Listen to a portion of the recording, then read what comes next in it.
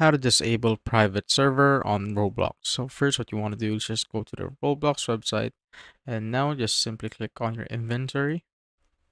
Once you're there, just scroll down till you see the private servers and now just click on my private servers to access your private servers.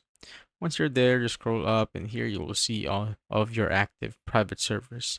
So just simply click on any private server that you want. And now here, just scroll down and as you can see here, you will see your private server and how many people are in it. And here on the right side, you will see three dots. So just simply click on it and click on configure. It will bring you to this page. And as you can see, there's an option on allow joining right here.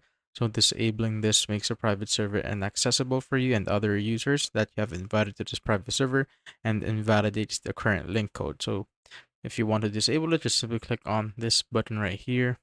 Now, as you can see, the server is now disabled. And when we go back right here, you will see here that it says it is inactive.